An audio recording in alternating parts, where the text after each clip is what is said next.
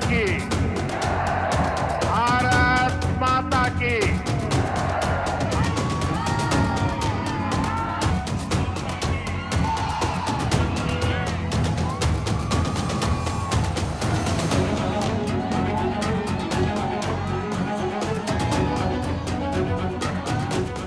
PM Modi पहुंचे गुजरात, विकास योजनाओं की दी सौगात।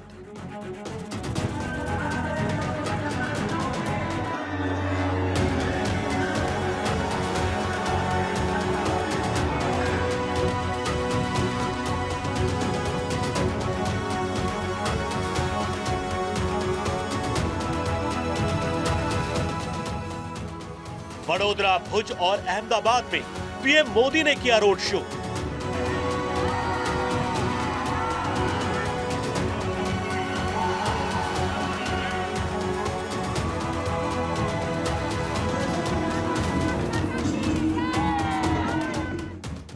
गुजरात के लोगों से पूछा, हाउ इज द जोश?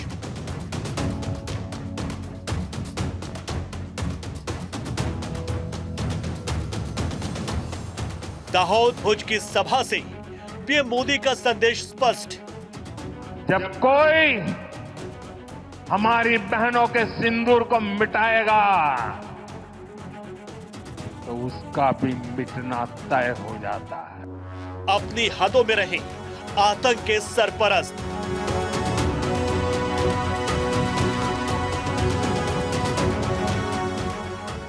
आतंक फैलाने वालों को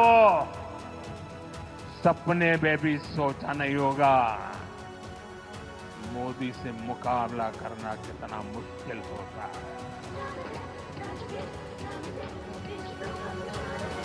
महाविजय का मेगा शो, गुजरात में जय हो।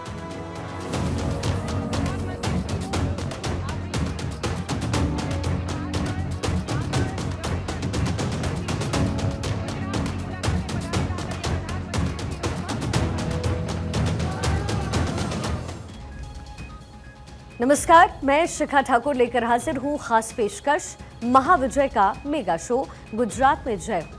प्रधानमंत्री मोदी अपने गृह राज्य गुजरात के दौरे पर हैं, जहां उन्होंने न सिर्फ विकास योजनाओं की सौगात प्रदेशवासियों को दी, बल्कि रोड शो कर जनता में जोश भी भरा, जो कहीं न कहीं ऑपरेशन सिंदूर में मिली भारत को कामयाबी के लिए था। और इस दौरान उन्होंने जहां भारत की सेना को नमन किया, वहीं 1971 में भुज में पाक सेना का मुकाबला करने वाली बहनों को भी याद किया, जब उन्होंने पाकिस्तान के हमले में ध्वस्त हुए रनवे को 72 घंटे में तैयार कर सेना को सुपुर्द कर दिया था। पीएम मोदी ने कहा, यह पाकिस्तान के लिए सोचने का वक्त है कि वो कहां खड़ा है। ये उसकी आवाम के लिए अंतरात्मा को सुनने का वक्त है कि उन्होंने क्या खोया और उन्हें क्या चाहिए। आतंक की आड़ में पैसे बनाने वाले उनके हुक्मरान और वहां की सेना, या विकास और शांति की राह पर चलकर मिलने वाली चैन की रोटी, वो चैन की रोटी जो चुन ले तो बेहतर है, वरना खाने के लिए भारत की गोली तो तैयार ही है। पर क्या कहा प्रधानमंत्री मोदी ने, सुनवाते हैं एक एक करके। दाहोद की ये धरती तप और त्याग की धरती है। कहते हैं कि यहीं दुधिमती नदी के तट पर महर्षि दधीची ने सृष्टि की रक्षा के लिए देह का त्याग किया था।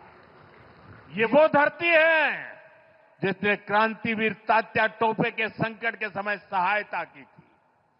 मानगढ़ धाम यहां से ज्यादा दूर नहीं है। मानगढ़ धाम गोविंद गुरु की सैकड़ों आदिवासी सेनानियों के बलिदान का प्रतीक है। यानी ये क्षेत्र मां भारती की मानवता की रक्षा के लिए हमारे तप और त्याग को दर्शाता है। जब हम भारतीयों के संस्कार हैं तो सोचिए, जम्मू कश्मीर के पहलगाम में आतंकवादियों ने जो कुछ किया, क्या भारत चुप बैठ सकता है? क्या मोदी चुप बैठ सकता है? जब कोई हमारी बहनों के सिंदूर को मिटाएगा तो उसका भी मिटना तय हो जाता है। ऑपरेशन सिंदूर सिर्फ एक सैन्य कार्रवाई नहीं है, ये हम भारतीयों के संस्कारों, हमारी भावनाओं की अभिव्यक्ति है। आतंक फैलाने वालों को सपने में भी सोचा नहीं होगा मोदी से मुकाबला करना कितना मुश्किल होता है।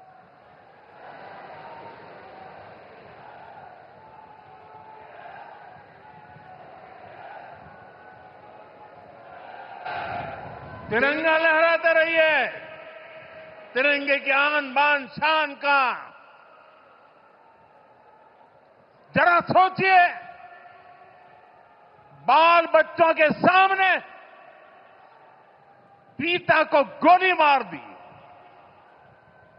आज भी वो तस्वीरें देखते हैं तो खून खौल जाता है। आतंकवादियों ने 140 करोड़ भारतीयों को चुनौती दी थी, इसलिए मोदी ने वही किया जिसके लिए देशवासियों ने, आपने मुझे प्रधान सेवक की जिम्मेदारी दी। मोदी ने अपनी तीनों सेनाओं को खुली छूट दी और हमारे शूरवीर ने वो कर दिखाया जो दुनिया ने पिछले कई दशकों से नहीं देखा था। हमने सीमा पार चल रहे आतंक के 9 सबसे बड़े आतंकी ठिकाने उनको ढूंढ निकाला, अता पता पक्का कर लिया और 22 तारीख को उन्होंने जो खेल खेला था, 6 तारीख रात को 22 मिनट में हमने उनको मिट्टी में मिला दिया। भारत की इस कार्रवाई से बौखलाकर जब पाकिस्तानी सेना ने दुस्साहस दिखाया तो हमारी सेनाओं ने पाकिस्तानी फौज को भी धूल चटा दी।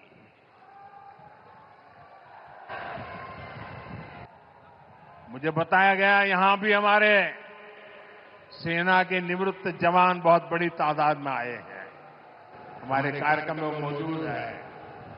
मैं उनका भी सलाम करता हूं। मैं दाहोद की इस तपोभूमि से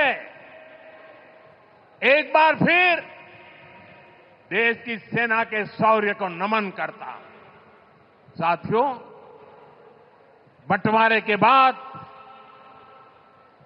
जिस देश का जन्म हुआ उसका एकमात्र लक्ष्य भारत से दुश्मनी है, भारत से नफरत है, भारत का नुकसान करना है। लेकिन भारत का लक्ष्य अपने यहां गरीबी को दूर करना है, अपनी अर्थव्यवस्था को मजबूत करना है, खुद को विकसित बनाना है। विकसित भारत का निर्माण तभी होगा जब भारत की सेनाएं भी मजबूत होगी और हमारी अर्थव्यवस्था भी दमदार होगी। हम इसी दिशा में लगातार काम कर रहे हैं। साथियों, दाहोद में बहुत सामर्थ्य है। आज का कार्यक्रम तो इसकी एक झलक भर है। मुझे आप सभी परिश्रमी साथियों पर पूरा भरोसा है, देशवासियों पर पूरा भरोसा है। आप इन नई सुविधाओं का भरपूर सदुपयोग करें और दाहोद को देश के सबसे विकसित जिलों में से एक बनाएं। भारत टूरिज्म पर विश्वास करता है। टूरिज्म लोगों को जोड़ता है, लेकिन पाकिस्तान जैसा देश भी है जो टेररिज्म को ही टूरिज्म मानता है। और ये दुनिया के लिए बहुत बड़ा खतरा है। हमारे गुजरात में कच्छ के लोगों को पता होगा कि पहले गांधीनगर से कोई भी मंत्री मुख्यमंत्री कच्छ आते थे 25-30 साल पहले, तो उनके भाषण में पाकिस्तान से शुरू होता था, पाकिस्तान पूरा होता था और कच्छ वालों को बार बार याद कराते थे पाकिस्तान पाकिस्तान पाकिस्तान। आपने देखा होगा 2001 में मैंने तय कर लिया कि मैं समय उसमें बर्बाद नहीं करूंगा।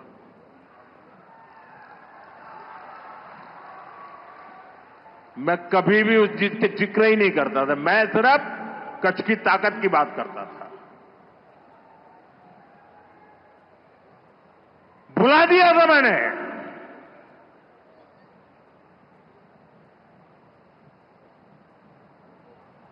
और कच्छ के लोगों ने पूरे सामर्थ्य के साथ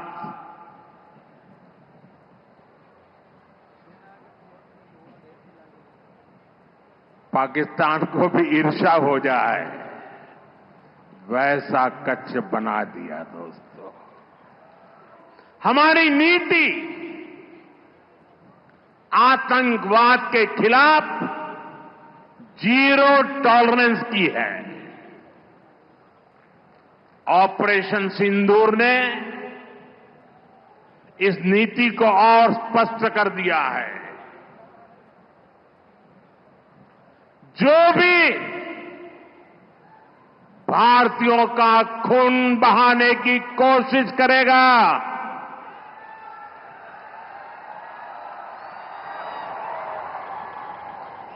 उसको उसकी भाषा में ही जवाब दिया जाएगा।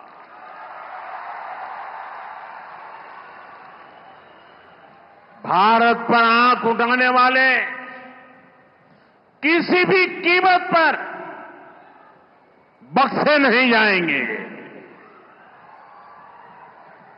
साथियों, ऑपरेशन सिंदूर मानवता की रक्षा और आतंकवाद के अंत का मिशन है। 22 मई के बाद मैंने कभी छुपाया नहीं, सीना तानकर बिहार की जनसभा में मैंने घोषणा की थी,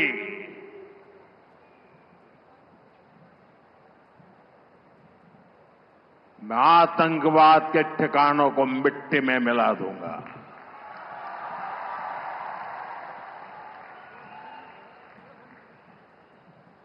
पंद्रह दिन तक हमने इंतजार किया,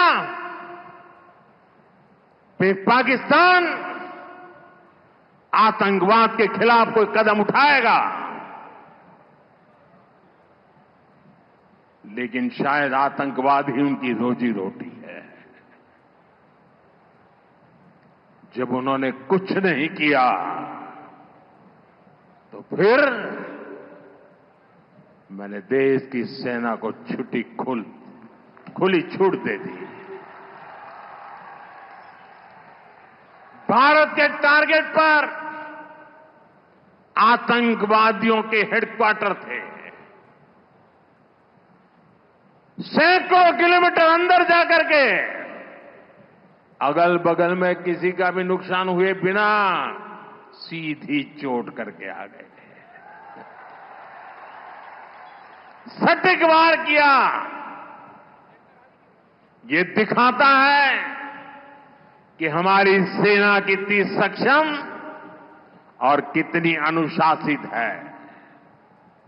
हमने दुनिया को दिखाया कि हम आतंकवाद के अड्डों को, उनके ठिकानों को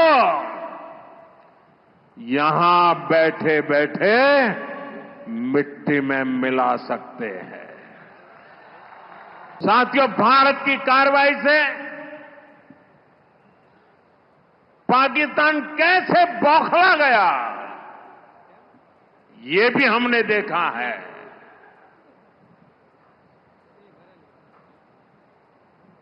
9 तारीख रात को हमारी कच्छ की सीमा पर भी ड्रोन आए, ड्रोन।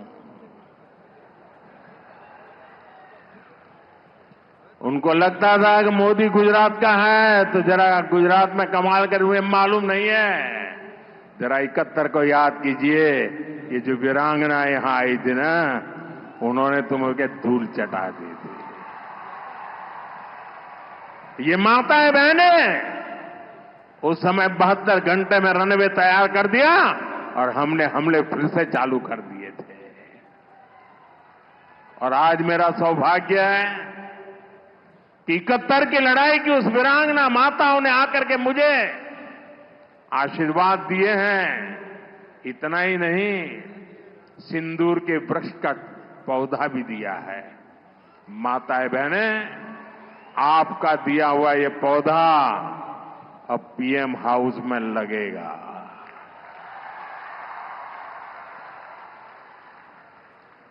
ये सिंदूर का पौधा है, ये वट वृक्ष बन करके रहेगा। साथियों, पाकिस्तान ने, हमने तो आतंकवादियों के ठिकानों पर हमला किया था।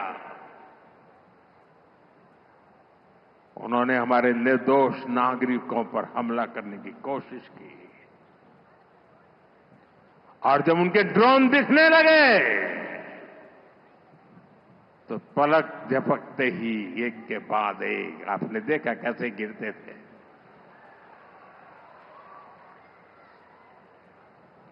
और तब भारत ने भी उनकी सेना पर 2 गुनी ताकत से हमला किया।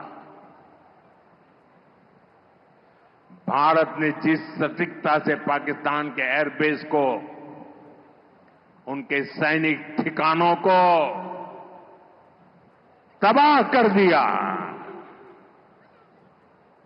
उससे दुनिया हैरान हो गई। जैसा मैंने कहा, आपने तो 71 की लड़ाई देखी है। इस बार पूरा पाकिस्तान कांप रहा था दोस्तों, कांप रहा था। 71 में वो सोचते थे कि हमने भूज के एयरबेस पर हमला किया था, और उस समय हमारी बहनों ने कमाल करके दिखा दिया था, बहादुरी की मिसाल दिखाई थी। और साथियों, पाकिस्तान के हमले का जवाब हमने इतनी ताकत से दिया कि उनके सारे एयरबेस आज भी आईसीयू में पड़े हैं, आज भी आईसीयू में पड़े हैं। और तब जाकर के पाकिस्तान शरणागति के लिए मजबूर हो गया। पाकिस्तान को लगा बच नहीं सकते। भारत ने रौद्र रूप दिखा दिया है और आखिरकार ये हमारी सेना का पराक्रम था, ये हमारी सेना का साहस था, ये हमारी सेना का सटीक ऑपरेशन था। कुछ ही घंटों में पाकिस्तान ने सफेद झंडा फहराना शुरू कर दिया। उन्होंने कहा कि हम गोली नहीं चलाना चाहते। हमने कहा हम तो पहले भी कह देते थे भाई, हमने तो पहले ही कहा था। हमने आतंकवाद के ठिकानों को तोड़ना था, मारना था, सबक सिखाना था। उसके बाद तुम्हें चुप रहने की जरूरत थी, लेकिन तुमने गलती की तो तुम्हें सजा भी भुगतनी पड़ी। भारत की लड़ाई सीमा पार पल रहे आतंकवाद से, जो आज इस आतंकवाद को पाल पोस रहा है, उससे हमारी दुश्मनी है। मैं कच्छ की इस धरती से पाकिस्तान की सीमा पर सटा हुआ मेरा जिला है। मैं पाकिस्तान के लोगों को भी कहना चाहता हूं, क्या पाया आपने? हिंदुस्तान दुनिया की चौथी इकोनॉमी बन गया और तुम्हारा हाल क्या है? तुम्हारे बच्चों के भविष्य को बर्बाद किसने किया? तुम्हें दर दर भटकने के लिए मजबूर किसने किया? ये आतंकवाद के आकाओं ने।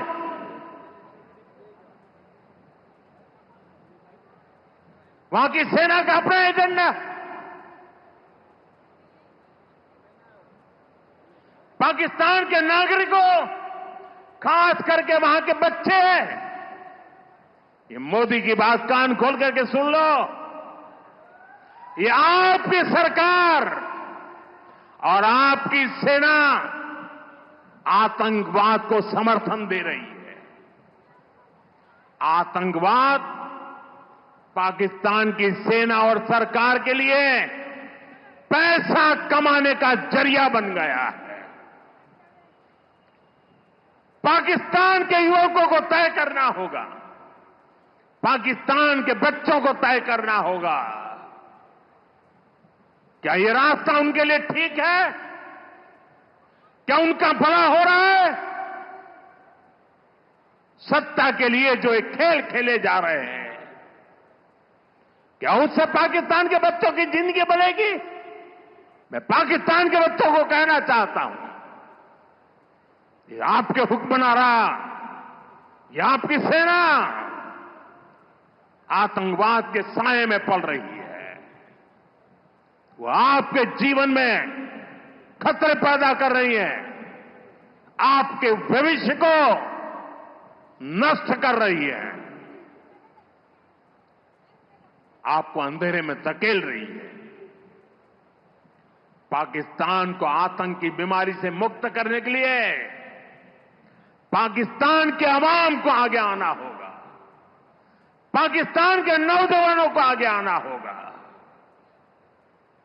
सुख चैन की जिंदगी जियो, रोटी खाओ, वरना मेरी गोली तो है ही।